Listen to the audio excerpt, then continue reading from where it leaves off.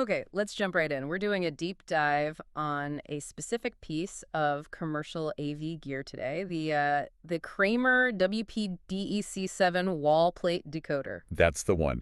And our mission, really, is to unpack how this thing manages to push high-end video, like 4K, over pretty standard network infrastructure. Exactly. It feels a bit like cheating physics, doesn't it? 4K video using, well, what most buildings already have wired in. It is quite clever. So technically, this is a decoder.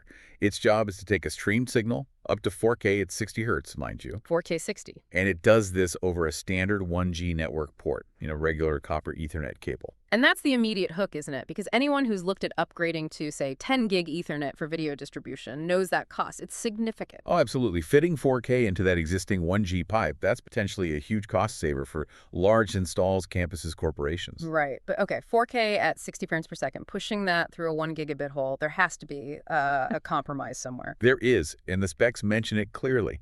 That main 4K 60 resolution uses 4.2.0 chroma subsampling. Ah, okay. So less color information compared to, say, 4.4.4 or even 4.2.2. That's how they squeeze it in. Precisely.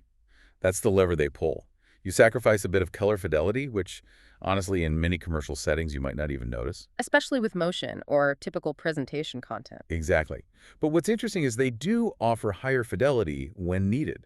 The specs mention HDR10 support. HDR2. Okay, how does that work on 1G? Well, for that, they adjust the frame rate. It supports HDR10, specifically at 4K 30 Hz, but with a richer 4.2.2 12-bit color depth. Got it. So you choose smoother motion with 60 hertz and 4.2.0 color, or richer color and HDR at 30 hertz with 4.2.2. Flexibility. Flexibility is the name of the game. Yeah. And it handles both unicast and multicast streaming, which is, well, essential if you're sending video to lots of endpoints. Definitely need multicast for scale. I also spotted a feature that seems really practical for installers, that integrated analog audio output. Oh yeah, the de-embedding, that's a big plus. So you can just pull the audio from the HDMI stream or the network stream. And output it directly as balanced analog audio.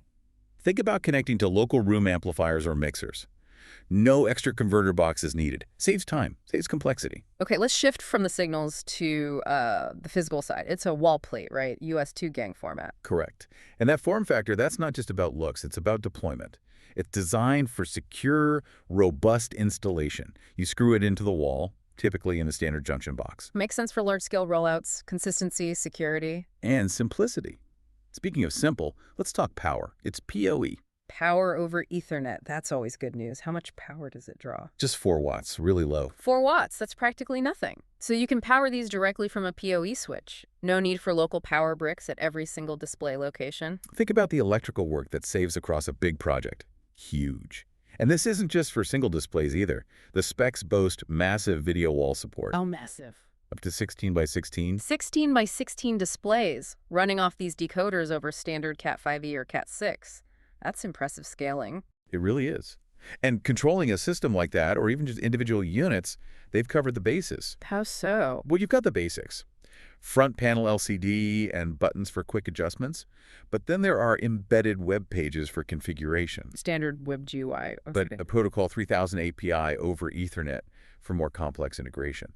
Plus, and this is quite important, it acts as a control gateway. Meaning? It can pass through control commands like RS-232 or CEC to the connected display or other devices, so the decoder itself becomes a control point on the network. Ah, so potentially fewer dedicated control processors needed in the system, again, simplifying the overall setup. Exactly. It wraps control and video decoding into one box. Which brings us to the commercial context. We found this listed by HDTV Supply, Inc. Looks like a reputable seller, been around a while. Yeah, and the pricing reflects its commercial-grade nature. MSRP is listed at $770, but currently discounted to around $4,016. Okay, so not inexpensive, but you have to weigh that against the cost of not using it, like installing a full 10G network. Precisely. And Kramer backs it with a pretty substantial warranty. How long? 7 years. 7 years, that's quite a commitment. It speaks to the expected lifespan and reliability in a commercial setting. It really does. It signals confidence in the build quality for long-term installs. Okay, so let's wrap this up. The core value here seems to be this blend.